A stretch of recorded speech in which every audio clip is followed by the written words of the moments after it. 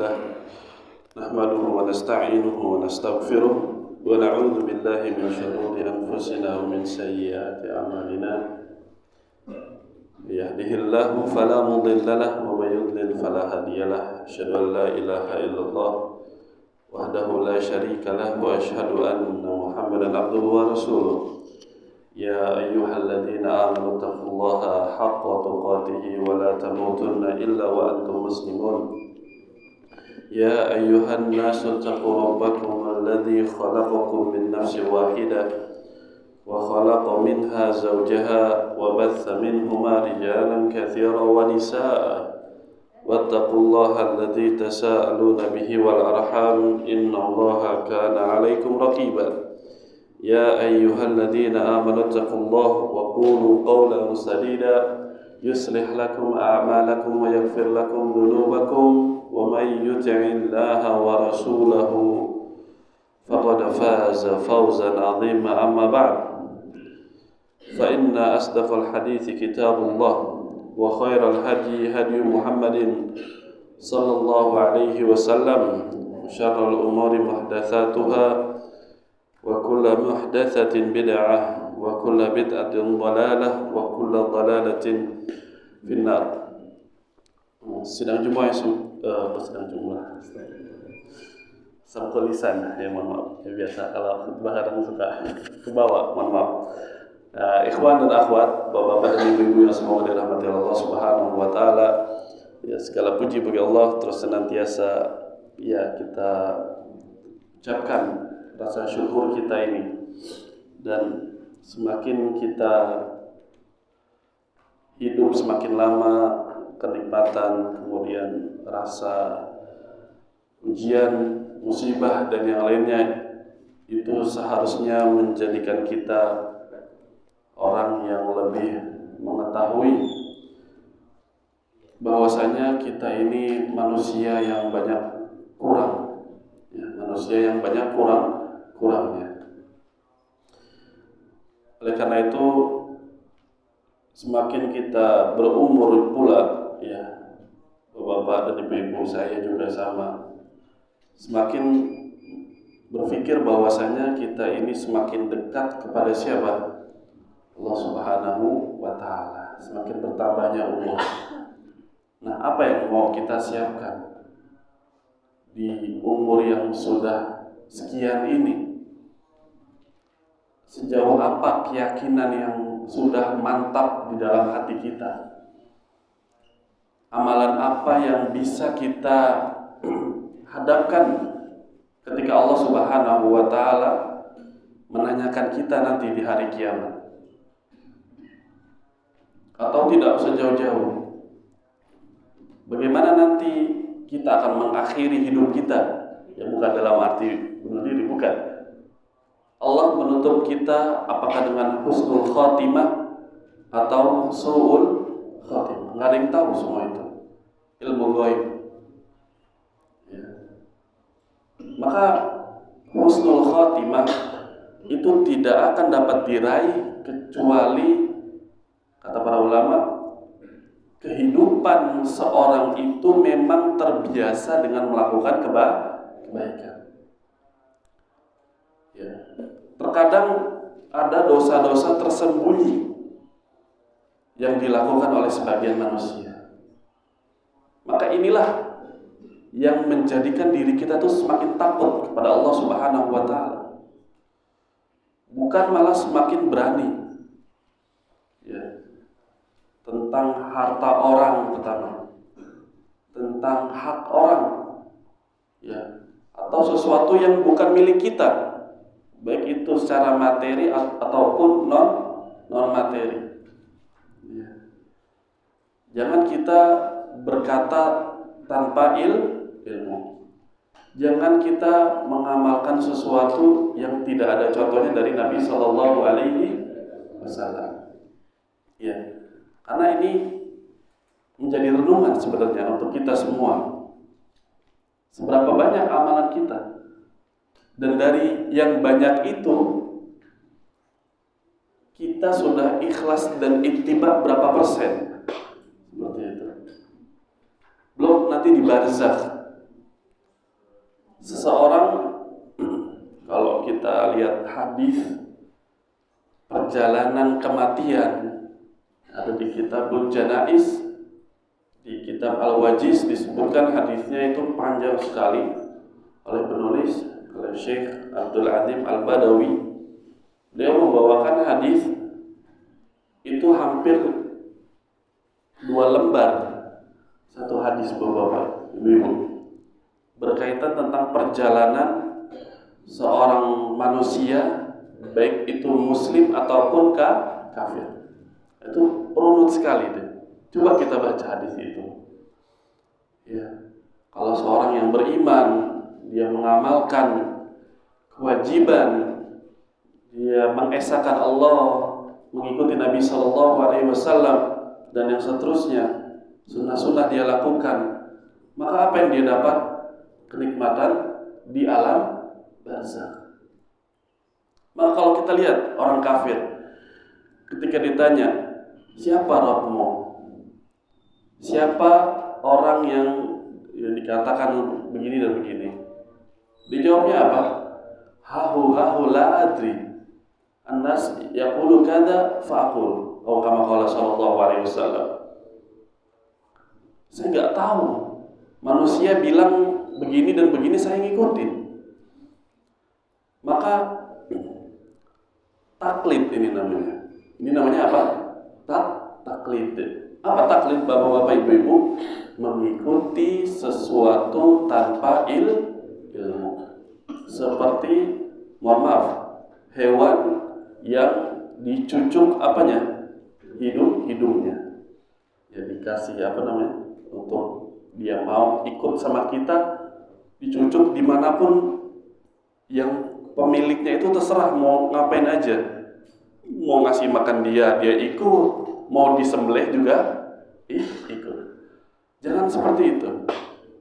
Ya, jadi kita beragama itu dengan dalil. Seorang muslim, dia membangun agamanya di atas ilmu. Ilmu itu sudah, kalau sudah dikatakan ilmu berarti di kepala kita, di atas kepala kita, bapak-bapak, ibu-ibu. Jangan pernah kita mendahulukan ilmu. Walaupun ilmu itu siapapun yang memilikinya. Kadang ada yang sudah ngaji, ada yang belum punya ilmu tentang Al-Quran dan As-Sunnah. Selama itu Al-Quran dan As-Sunnah, maka kebenaran itu diambil. Adapun menjadikan guru itu harus berakidah, bermanhaj, ya, harus yang benar. Ada 2 perbedaan. Menjadikan guru dan mengambil kebenaran. Kalau menjadikan guru, akidahnya harus lurus atau tidak? Harus lurus, jelas. Dan dia memang belajar dari ahlinya. Ilmu alatnya sudah ada. Bahasa Arab, usul fikih, usul tafsir, dan yang lainnya. Jelas.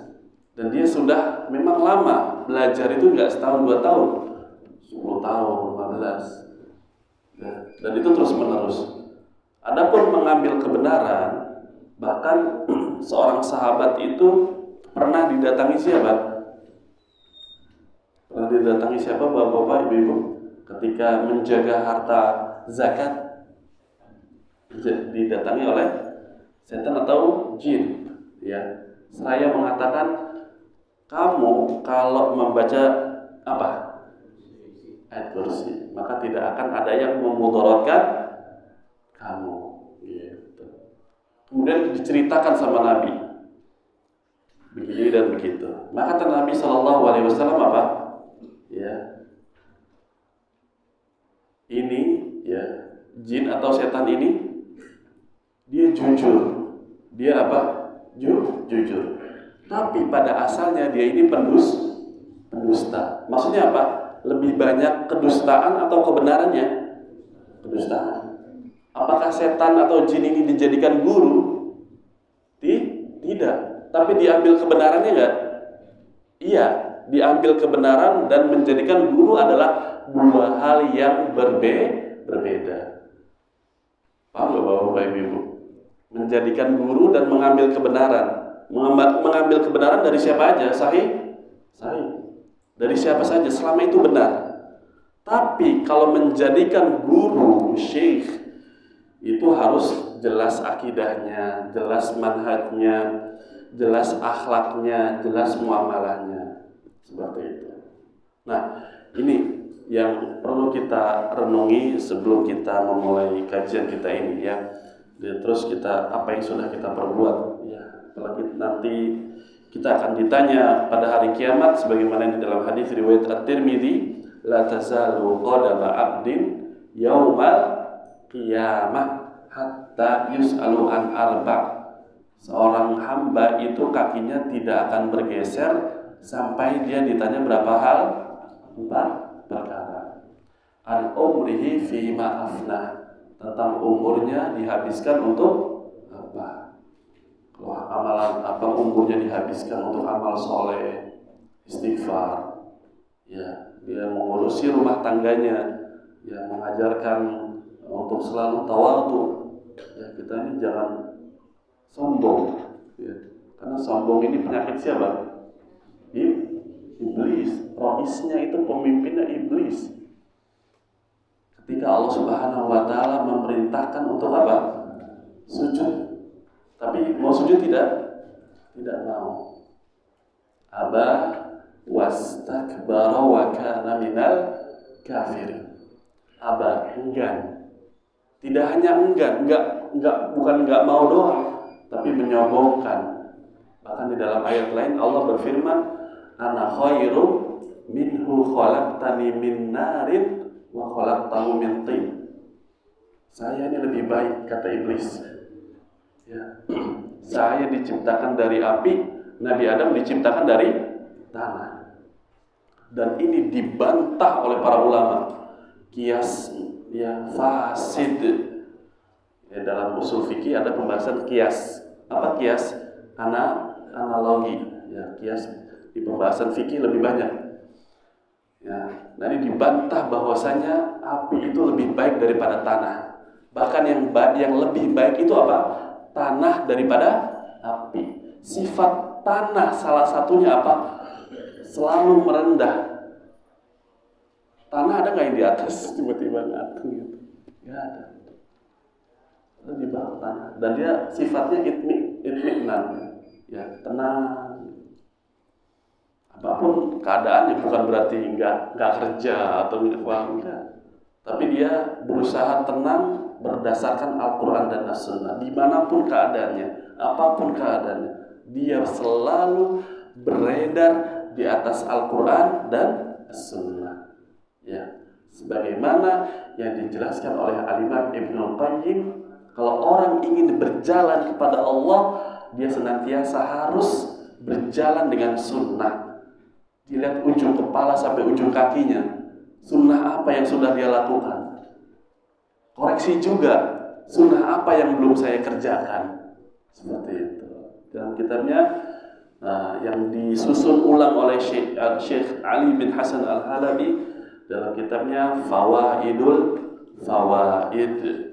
Bagus kitabnya. Nah itu koreksian buat ya saya pribadi, ya khusus ya bagi kita, karena semua itu wa kulluhum atihi yaumal qiyamati farda, dalam surat Maryam At-Taha. Dan semua akan mendatangi Allah Subhanahu wa Ta'ala sendiri. Jangan kita mendahulukan ridho manusia dari ridho Allah. Jangan. Ya. Kita harus mengedepankan ridho Allah daripada ridho manusia. Dan hadis ini akan juga dibahas dalam kitab Tauhid, tapi babnya ada jauh. Ya. Itu Bapak Ibu. Nah ini dia. Kita langsung masuk ke pembahasan kitab Tauhid, insyaallah. Dibuka bukunya. Baik. Kita masuk dalil yang ke 1, 2, 3, 4 ya. Bapak Ibu ya. An Abi Sa'id Al-Khudri. Kita baca dulu hadisnya. An Abi Sa'id Al-Khudri radhiyallahu anhu anin Nabi sallallahu alaihi wasallam qala Qala Musa, ya Rabbi alimni syai'an adhkuruka wa ad'uka bih. Qala qul ya Musa la ilaha illallah. Qala ya Rabbi kullu ibadika yaquluna hadha. Qala ya Musa law anna as-samawati as-sab'a wa amirahunna ghairi wal ardina as-sab' fi kiffatin wa la ilaha illallah fi kiffatin malat bihinna la ilaha illallah. Rawahu Ibnu Hibban wal Hakim wa sahahahu wa Tirmidzi wa hasanahu wa hasanahu. Titik bisa itu. Nah, 100 titik. Ya, jadi tanda apa namanya? Tanda baca ya. Tanda baca itu penting. Ya. Kadang kalau nabrak bingung nih yang mana gitu. Katanya pembahasannya udah lain. Nah, hadis ini ya kita terjemahin dulu dari sahabat Abu Sa'id Al-Khudri radhiyallahu taala anhu. Nabi Musa mengatakan, "Wahai Rabbku, ajarkanlah kepadaku suatu yang aku bisa menyebut engkau, memuji engkau, dan aku bertawasul dengannya, meminta doa dengan perantara hal tersebut." Allah Subhanahu wa ta'ala kemudian mengatakan, "Qul ya Musa," katakanlah wahai Musa, la ilaha illallah. Syawahidnya di sini, la ilaha illallah. Qala, kemudian Musa mengatakan, wahai Rabbku, setiap hambamu mengatakan la ilaha illallah. Ya, Nabi Musa minta sesuatu yang bisa untuk saya berzikir, saya bertawasul dengannya. Apa itu? Maka Allah menjawab dengan mengatakan la ilaha illallah. Kemudian Nabi Musa mengatakan, wahai Rabbku, setiap hambamu mengatakan hal tersebut. Kemudian Allah pun melanjutkan, wahai Musa, seandainya langit yang 7 serta penghuninya selain dari aku, kemudian bumi yang 7 di satu timbangan dan la ilaha illallah di satu timbangan yang lain, malat bihinna la ilaha illallah, maka akan berat timbangan la ilaha illallah. Hadis ini diriwayatkan Ibnu Hibban, Hakim dalam kitabnya Al-Mustadrak ala Sahihain, dan disahihkan oleh beliau dan diriwayatkan oleh Al-Imam At-Tirmidzi, dan At-Tirmidzi menghasankan hadis ini. Baik, kita bahas hadisnya dulu. Nah, hadisnya ini sebagian ulama ada yang, kalau kita lihat di sini, ada yang mensahihkan dan ada yang menghasankan. Yang mensahihkan Al-Imam Al-Hakim dan At-Tirmidzi menghasankan. Tapi kita lihat di kitab yang lain, sebagaimana di kitab Syekh Al-Albani rahimahullah, Dhaif At-Targhib wa Tarhib. Ada kitab namanya At-Targhib wa Tarhib oleh Al-Imam Al-Munziri. Oleh Imam Al-Munziri. Ini enggak apa-apa kita bahas sedikit. Karena sedikit kita nambah ya, belajar ya, walaupun enggak banyak ya ilmu hadis sedikit ya. Qala Syekh Al-Albani fi Dhaif At-Targhib wa Tarhib lil Munziri ta'liqan liqaulil Munziri. Ya, Syekh Albani rahimahullah memberikan catatan kaki ya tentang perkataan Al-Imam Al-Munziri tentang hadis ini. Beliau ketika Al-Munziri mengatakan sanad hadis ini sahih, beliau bilang kadza qala. Demikian beliau mengatakan sanad hadis ini sahih. Kemudian beliau kurang setuju. Wad-Darraj dhaifun an Abil Haitsam. Riwayat hadis ini salah satu atau infiradnya dari Darraj Aba Samhah haddatsahu an Abil Haitsam an Abi Sa'id. Ada rawi namanya Darraj Aba Samh, ya, Darraj Aba Samh meriwayatkan dari Abil Haitsam dari Abu Sa'id Al-Khudri. Nah, Aba Darraj Aba Samhah ketika meriwayatkan dari Abil Haitsam dari Abu Sa'id Al-Khudri, yaitu hadis ini yang tadi kita baca, itu dha'fun, ya dhaif, lemah. Walaupun bahkan sebagian menukilkan di takliknya ini Al-Hafidz Ibnu Hajar mensahihkan. Tapi melihat periwayatan Darraj dari Abul Haytham ini lemah. Hadisnya apa? Lemah. Nah, ini gimana nih? Allahu a'lam, ya. Ketika kita melihat secara singkat di sini nggak banyak memang. Darraj meriwayatkan dari Abil Haytham sebagaimana yang dikatakan Al-Hafidz Ibnu Hajar ya di dalam kitabnya At-Taqrib dan juga Tahdzibut Tahdzib.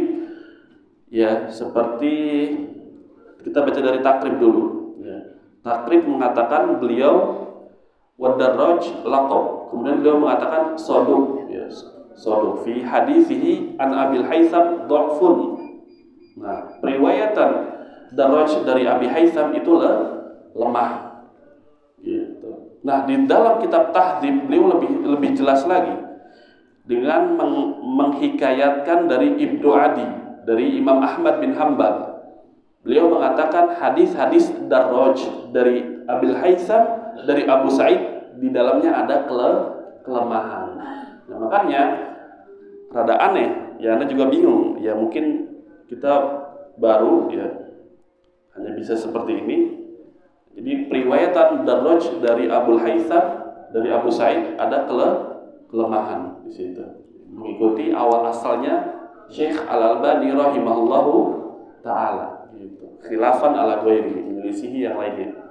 Bahwa masalah ini sedikit ya kita nggak bisa bahas banyak. Dan ini bukan penelitian, ini cuma sekedar nukil saja. Kalau ada koreksian dan seterusnya bisa. Jadi hadisnya apa? Hukumnya lemah atau tidak? Wallahu a'lam ya. Mengikuti Syekh Al-Albani dan yang lainnya, maka hadisnya lemah. Darraj Abu Samhah riwayatan dari Abul Haytham dari Abu Sa'id Al-Khudri. Allah taala. Nah, ada hadis yang sahih.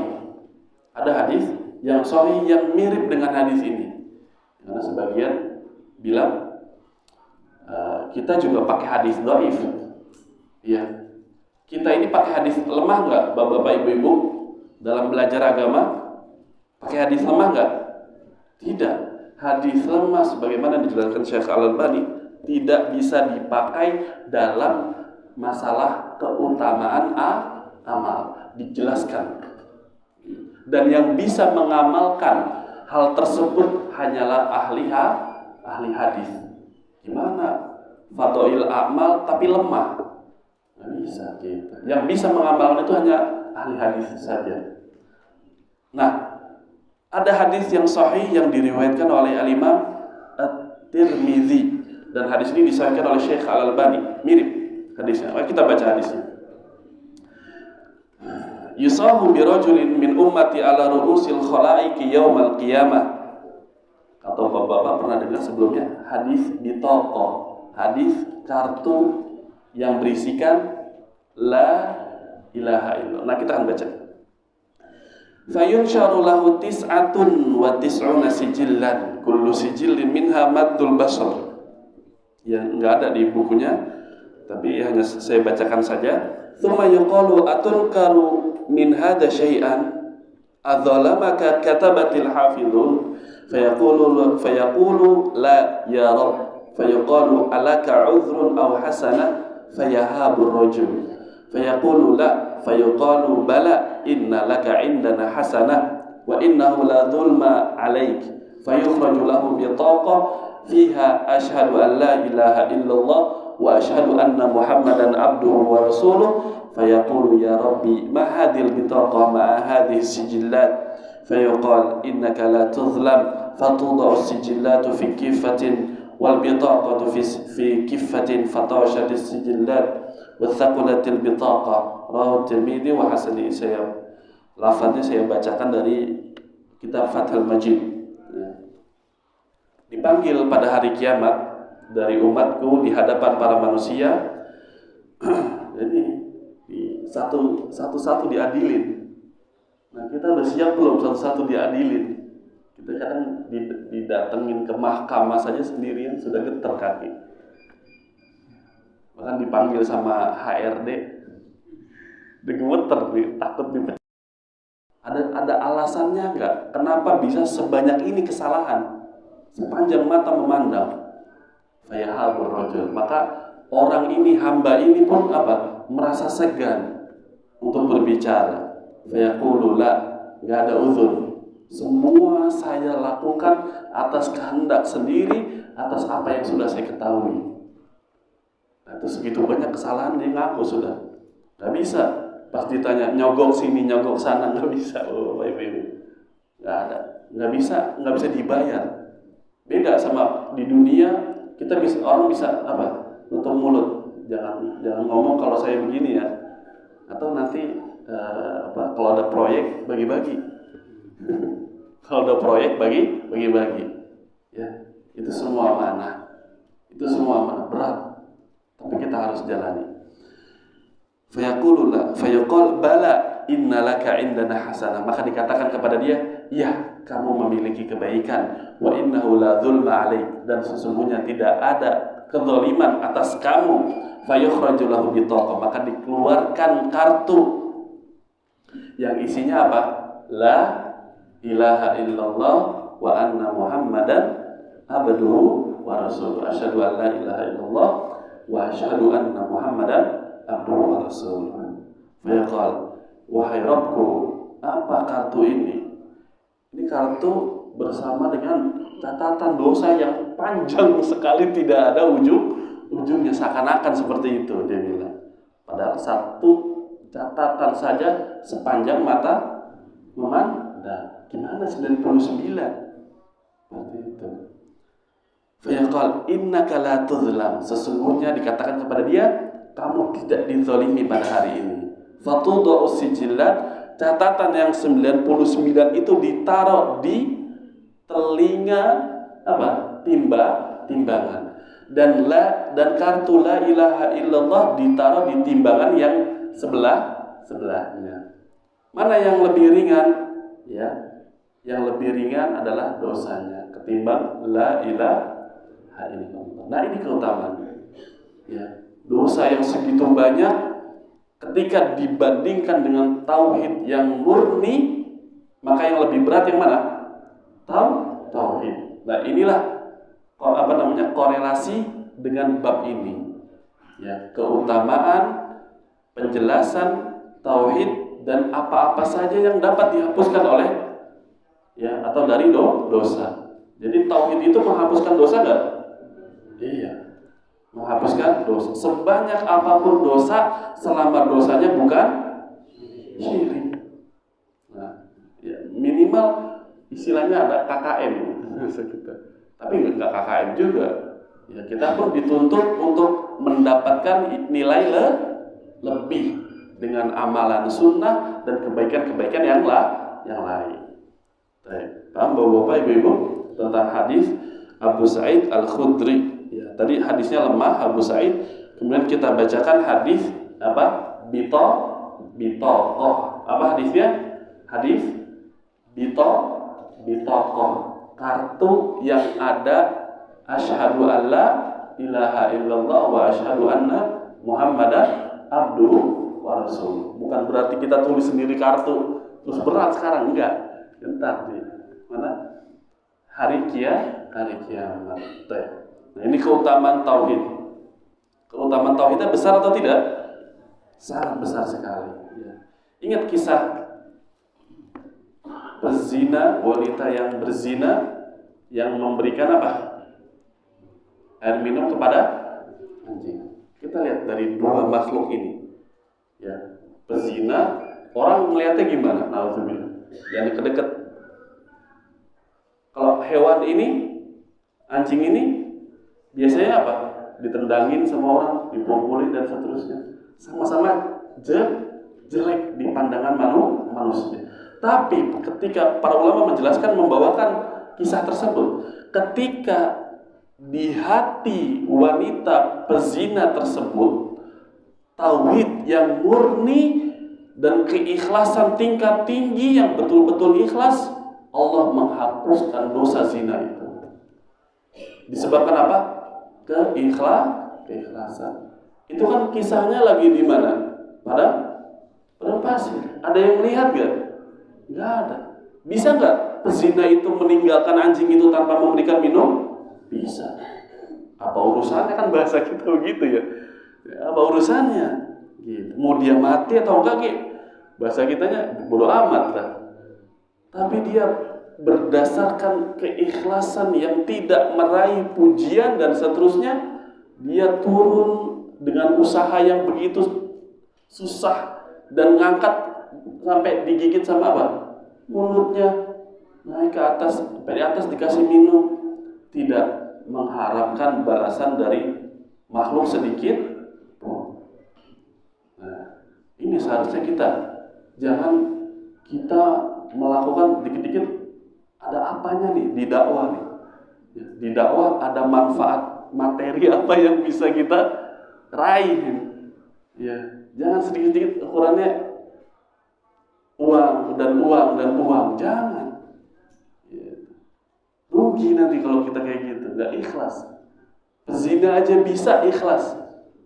Pezina itu mungkin belum duduk di majelis ilmu atau gimana, kita nggak tahu kan. Ini kita menuntut ilmu masa nggak bisa ikhlas? Kita duduk di sini, kita mengajarkan istri dan anak tauhid. Ya, jangan berdoa kepada selain Allah, menggantungkan hatinya kepada Allah.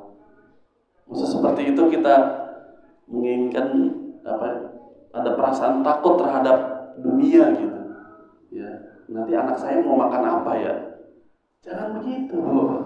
Ini tauhid. Setiap wa min dabbatin illa 'alallahi rizquha. Tidak ada sesuatu yang melata di permukaan bumi melainkan dia itu memiliki rizki. Gak usah takut. Makanya kita jangan sedikit-sedikit ada apanya nih, jangan. Ya, kita biasakan, ya sudah, jalan saja. Mau itu ada sesuatunya, mau itu nggak ada, itu nggak ada urusan. Itu tidak ada urusannya. Mau kita beramal, mau kita berdakwah, maka tujuannya siapa? Allah Subhanahu wa Ta'ala. Hadis berikutnya. An Anas radhiyallahu anhu sami'tu Rasulullah sallallahu alaihi wasallam yaqul qala Allah ta'ala ya ibna adam law ataitani bi qurabil ardi khotoya thumma laqitani la tusyriku bi syai'an la ataituka bi qurabiha maghfirah. Dari Anas bin Malik, ya, hadis ini diriwayatkan oleh Al-Imam At-Tirmidzi dan dihasankan oleh Syekh Al-Albani rahimahullah, dan hadis ini ada di kitab Al-Arba'in An-Nawawiyah. Bisa dilihat kalau di rumah ada kitab Al-Arba'in. Terjemahannya, Allah Subhanahu wa Ta'ala berfirman, ini potongan hadis. Wahai ibnu Adam, seandainya engkau membawa sepenuh bumi dosa. Tadi dosa sepanjang mata. Sekarang dosa sebesar bumi. Ya, kita nggak tahu catatan amalan kita. Makanya kita jangan tawadhu. Ya, jangan sombong kita. Dosa kita lebih banyak, jangan ketika kita bersendirian. Nah, tsumma laqitani, dan kemudian engkau datang kepadaku dalam keadaan tidak menyekutukan aku dengan siapapun juga. Ada syaratnya. Dosa segede gaban kalau bahasa kita, segede gunung, segede bumi, tapi tidak menyekutukan siapa? Allah. Tidak. Ya. La ataituka bi qurabiha maghfirah. Dan sungguh saya betul-betul akan mendatangkan sepenuh bumi pula pengampunan. Ada syaratnya. Dihapuskannya dosa itu selama tidak melakukan apa? Kesyirikan. Ya. Paham Bapak-bapak, Ibu-ibu? Keutamaan tauhid. Tadi dosa sepanjang mata. Sekarang dosa sepenuh bumi. kita lihat dalil-dalil yang sudah kita baca dari dua pertemuan yang lalu, ya, 2 bulan yang lalu, berarti 3 bulan ya. Bab ini kita bahas dalil-dalilnya selama 3 bulan, maka kita simpulkan bahwasanya keutamaan tauhid, ya, bisa ditulis, keutamaan tauhid atau la ilaha illallah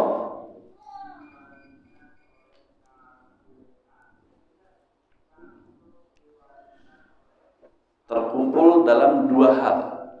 Terkumpul dalam 2 hal. Keutamaan tauhid itu terkumpul pada 2 hal, yaitu harus adanya 2 hal tersebut. Ya, syarat lah kalau kita bisa bilang. Syarat dari keutamaan tauhid itu ada 2. Yang pertama ikhlas. Yang pertama ikhlas.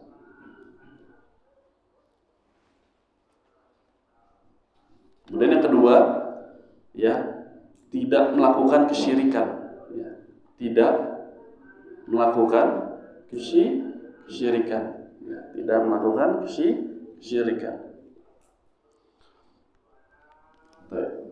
Ikhlas dan tidak melakukan kesyirikan. Nah, 2 syarat ini, ya, itu ada anak dan cucunya. Ya. Ikhlas itu maksudnya apa? Ya, melakukan ya banyak kewajiban yang Allah wajibkan. Baik itu rukun Islam, baik itu rukun iman. Karena Allah Nabi SAW menjelaskan di dalam hadis yang lain. Ya, melaksanakan apa? Rukun Islam, rukun iman. Kemudian kewajiban yang lain. Nah, ini di bawah pembahasan ikhlas. Kewajiban itu di bawah pembahasan ikhlas. Sudah yang pertama, Bapak-bapak, Ibu-ibu. Nah, yang kedua itu apa? Tidak melakukan kesyirikan. Nah, di bawah pembahasan anak cucunya tidak boleh melakukan kesyirikan itu ada 3. Yang pertama, tidak melakukan syirik besar. Tidak melakukan syirik besar. Yang kedua, tidak melakukan syirik kecil. Dan yang ketiga, tidak melakukan dosa. Ya, atau bahasa Syekhul Islam yang sudah kita baca, tidak terus-menerus di dalam dosa. Nah, ini terkumpul dalam 2 poin, yang mana 2 poin ini cucu beranak lagi, ya, ada anaknya, ada cucunya. Ya. Kalau ikhlas itu pembahasannya kewajiban, arkanul Islam, arkanul iman. Kalau tidak menyekutukan Allah, itu tadi yang 3. Tidak melakukan syirik besar, syirik kecil, dan tidak melakukan dosa. Ini baru bisa dapat keutamaan yang Allah akan mengharamkan baginya apa? Api neraka. Nah, ini kita gimana kok bisa dapat kesimpulan seperti ini? Kita melihat kepada semua dalil yang dijelaskan oleh para ulama. Tidak bisa hanya melihat 1, 2 dalil, nggak bisa. Ini semua harus hadis-hadisnya dikumpulkan. Dan ini cara Ahlus Sunnah di dalam belajar menggunakan seluruh dalil.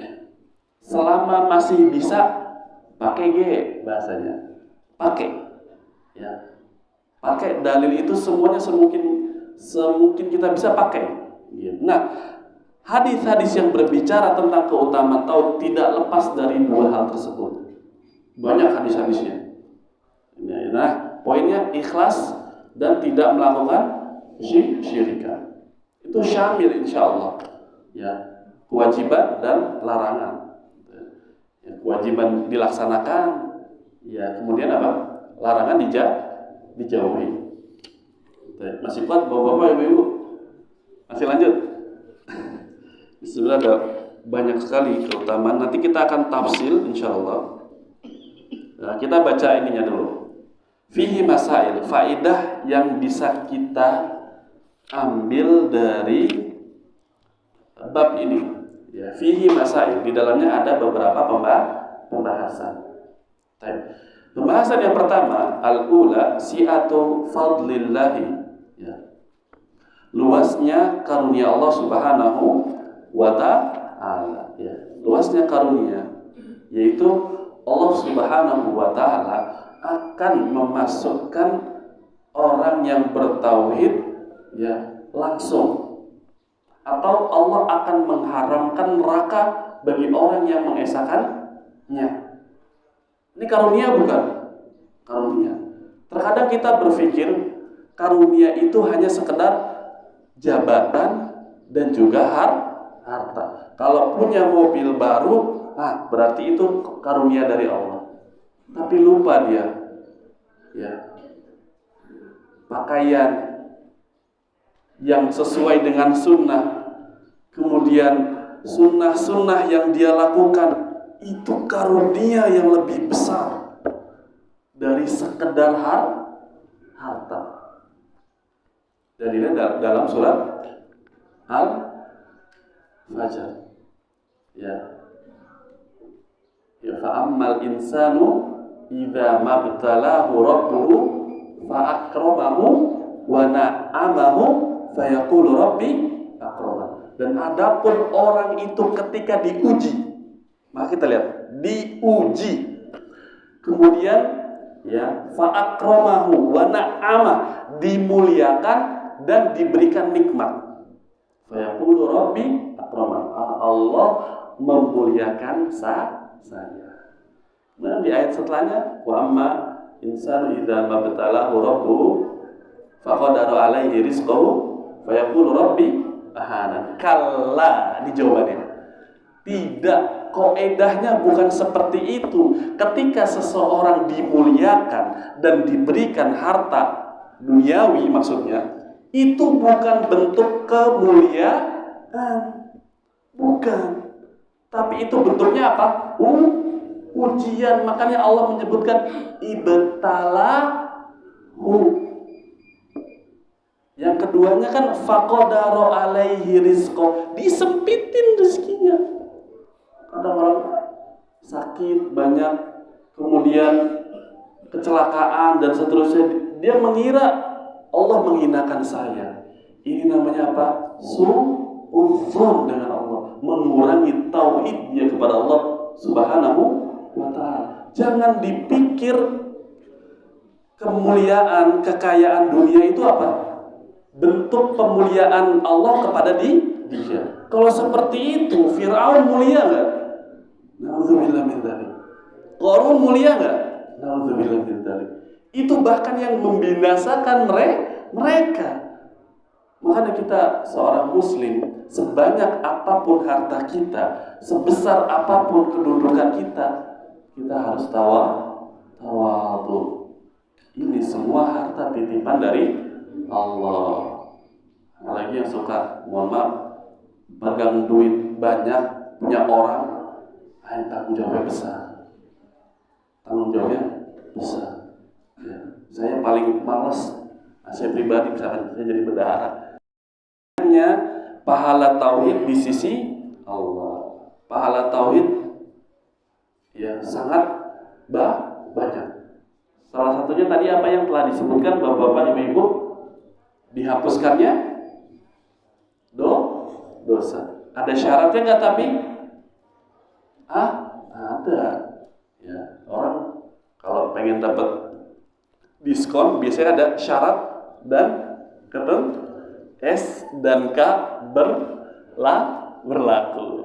Tulisan tapi kecil banget. Tauhid ya akan menghapuskan seluruh dosa. Tauhid akan menghapuskan seluruh dosa. Ini cukup. Siapa yang gak berdosa kita? Ya. Allah Subhanahu wa ta'ala berfirman dalam Al-Quran, ya, la taqnatu min rahmatillah. Innallaha yaghfiru dzunuba jami'a innahu huwal ghafurur rahim. Jangan kalian berputus asa dari rahmat Allah. Sedosa-dosa apapun. Lihat itu pezina tadi. Yang berzina, lihat juga yang membunuh berapa orang? 99, digenepin sama dia 101 orang. Pas ditanya, saya boleh taubat gak nih? Gak ada buat kamu. Dibunuh lagi sama dia. Tanya orang alim, saya bisa taubat gak? Bisa. Tapi kamu ada syaratnya, hijrah. Nah ini tempat juga ngaruh kan? Ya. Kita cari lingkungan yang baik, atau kita sendiri yang menciptakan lingkungan baik. Apalagi yang punya kekuasaan di kantornya, dia bertanggung jawab.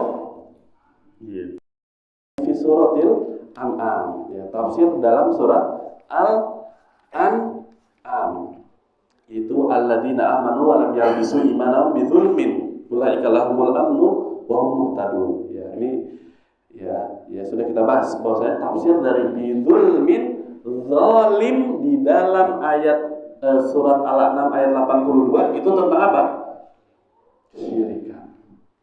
Tapi disesuaikan ini ya, terjemahannya, tafsirannya ya, disesuaikan. Yang kelima, ta'ammulil khams allawati fi hadits itsban, memperhatikan 5 pembahasan yang ada di hadis itsban, ya. Itsban atau Ubadah bin Samit. Mana hadisnya? Man syahida, siapa yang bersaksi tidak ada Tuhan yang berhak diibadahi dengan benar kecuali Allah, tidak ada sekutu baginya, dan Muhammad adalah hamba dan rasulnya. Ini ada berapa pembahasan? 5. Yang pertama, saksian la ilaha illallah Muhammad Rasulullah. Kemudian yang kedua tentang Nabi Isa, ya. Atau yang ketiga ini, yang Nabi Isa ini yang ketiga, ya. Nabi Isa itu siapa? Hamba dan utusan Allah. Kemudian meyakini surga dan neraka itu ada. Nah, dapat apa kita? Maka akan dimasukkan ke dalam surga sesuai dengan amalannya. Nah, ini hadis Ubadah. Ada syaratnya enggak? Bapak-bapak, ibu-ibu, ada. Semua itu kita lihat hadis-hadis itu ada syaratnya. Yang terkandung dalam ikhlas tadi sudah kita bahas.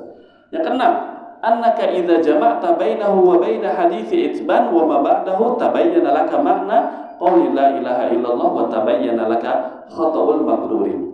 Nah, kalau kamu mengumpulkan hadis Ubadah dan hadis itsban, ini tadi yang saya sudah bilang, keutamaan tauhid itu bisa dipahami dengan mengumpulkan hadis-hadis, tidak hanya satu hadis.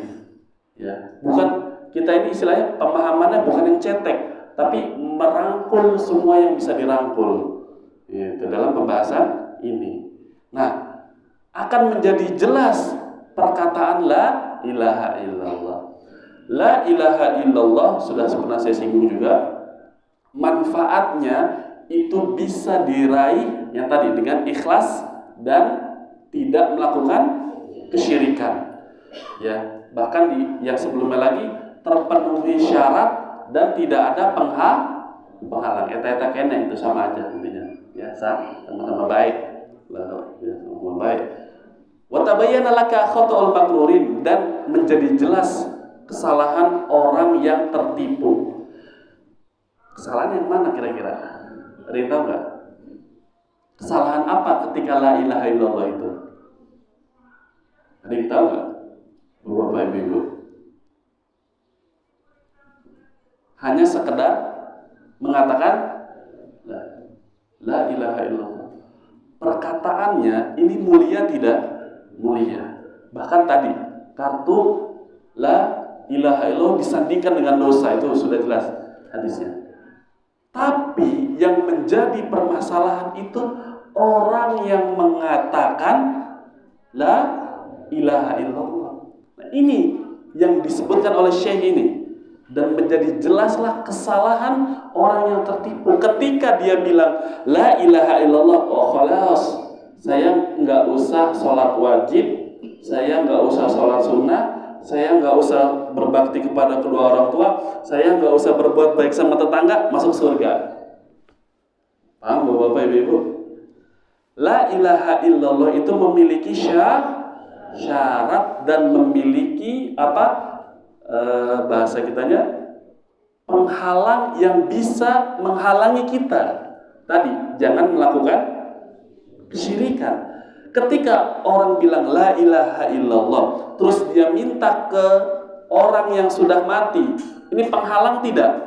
Penghalang ini. Nah, inilah orang yang tertipu. Dia nggak tahu bahwasanya la ilaha illallah itu memiliki konsekuensi. Jangan kita menyembah selain dari Allah. Tapi kenyataannya gimana? Ya bisa dilihat sini. Baik. Yang ke-7. Kita selesaikan ini nggak apa-apa ya, Bapak Ibu ya. Ntar besoknya baru ta'liq ada 20. Yang ke-7. At-tanbih li syartil ladzi fi hadits itsban, yaitu peringatan terhadap syarat yang ada di dalam hadis itsban. Ya ini apa? Mengharapkan wajah Allah. Ya di sini ikhlas wajib. Ya, orang ya, pakai kol-kolah kubro walaupun salah. Ya kol-kolahnya sugro seharusnya. Ya karena tidak ada tasydid. Nah, jadi syarat dalam hadis itsban itu apa? Ikhlas. Yang ke-8. Ya, yang ke-8, kemudian ke-9, ya ke-10, 11, kemudian 12. Ya, itu berkaitan tentang hadis Abu Sa'id Al-Khudri yang mana hadisnya lemah. Ya, tidak kita bahas yang itu, tapi kita bahas hadis bitoqoh. Nah, ya ini banyak di sini sifat ya, sifat-sifat Allah. Kemudian yang ke-13 kita lanjut saja. Yang ke-13 itu yang 8 sampai 12 bisa dibaca sendiri. Yang ke-13, annaka idza arafta haditsa Anasin arafta anna qawlahu fi haditsi itsban fa innallaha harrama 'alan nari man qala la ilaha illallah yabtaghi bidzalika wajha Allah annahu tarkus syirk laisa qawlaha bil lisan ay faqat.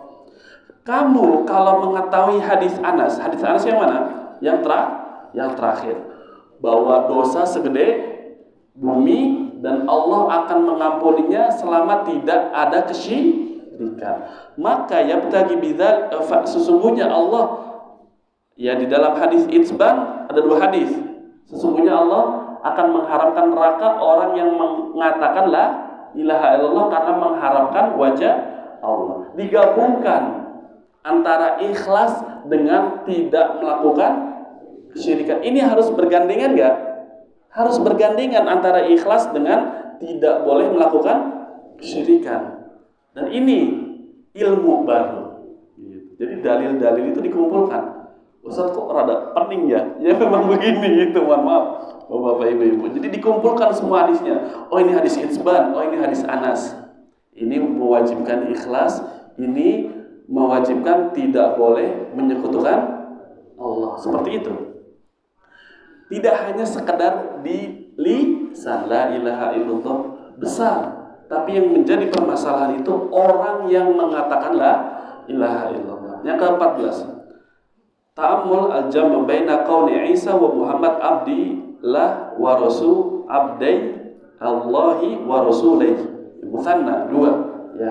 Yang sudah belajar bahasa Arab ya, mutsanna 2. Ada mufrad, ada mutsanna. Isa Muhammad mutsanna 2. Memperhatikan penggabungan antara Nabi Isa dan Nabi Muhammad. Ini juga talatufan sebenarnya, mendekatkan ahli kitab Nasrani untuk masuk ke dalam agama Islam. Kenapa? Kita ini satu nabinya semuanya, mengesahkan Allah Subhanahu wa taala gitu. Ya, ini dakwah kepada agama yang lain gitu. Sama. Tapi Nabi Isa lebih mulia dari satu sisi, yaitu apa? Dilahirkan tanpa bapak. Kalau Nabi Muhammad melalui air dari bapaknya. Sahih? Ya, kan ada bapak, ada ibunya kalau Nabi Muhammad. Kalau Nabi Isa hanya ada ibu. Dan ini sudah kita bahas. Yang ke-15, ma'rifatu ikhtisasi Isa biqauli kalimatillah. Mengetahui kekhususan Nabi Isa bahwasanya beliau itu ada dengan kalimat Allah, yaitu apa? Kun. Nah, ini yang saya bilang kemarin, orang Nasrani tersesat dalam pembahasan ini, kalimat Allah dan seterusnya. Yang ke-16, mengetahui kaunihi ruham minna, ya, bahwasanya Nabi Isa itu adalah ruh yang diciptakan oleh Allah Subhanahu wa taala, bukan ruh bagian dari Allah, bukan bagian, tapi apa? Ruh yang diciptakan. Dan ini akidah ini yang tersesat mereka, yang menyimpang di sini, akidah Nasrani. Padahal sama, Nabi Isa nggak mengucapkan dia ini Tuhan, dia ini hamba dan Rasulnya. Yang ke-17, mengetahui keutamaan iman dengan surga dan neraka. Berarti kalau ditanya surga dan neraka ada atau tidak? Ada. Karena sebagian kelompok ya yang menyimpang dari manhaj para sahabat mengatakan surga dan neraka belum diciptakan. Itu perkataan mereka, berbeda dengan para sahabat. Yang ke-18, mengenal sabda Nabi SAW ala ma kana minal amal, sesuai dengan amalannya. Ya, terkadang ada yang dia itu beramal soleh, ada yang dia beramal buruk. Selama dia ada tauhid, maka tempatnya di mana? Di surga. Ya, dua pembahasan lagi insyaallah. Yang ke-19, ma'rifatu annal mizan lahu kifatan. Mengetahui timbangan itu memiliki dua telinga, ya, timbangan. Ada yang kiri, ada yang kanan. Dan ini bantahan kepada Mu'tazilah. Ya, Mu'tazilah itu kelompok sesat ya yang menyelisih para sahabat. Yang ke-20, mengenal penyebutan wajah. Nah, ini dia. Sifat Allah Subhanahu wa taala, Allah memiliki sifat wajah, maka kita tetapkan sesuai dengan kemuliaan Allah Subhanahu wa taala. Jangan kita bilang wajah Allah kayaknya seperti ini. Jangan. Jangan juga kita bilang Allah nggak punya wajah. Jangan. Tapi kita menetapkan wajah itu hanya milik Allah sesuai dengan kemuliaan Allah Subhanahu wa taala. Tidak kita serupakan, dan ini bantahan kepada al-mu'attilah yang meniadakan sifat-sifat Allah Subhanahu wa taala. Ini bantahan kepada firqah-firqah yang ada di dalam agama Islam. Sekian yang bisa saya sampaikan. Ya, kalau ada salah kata saya mohon maaf. Subhanakallahumma wa bihamdika asyhadu an la ilaha illa anta astaghfiruka wa atubu ilaik. Assalamualaikum warahmatullahi wabarakatuh. Jika ada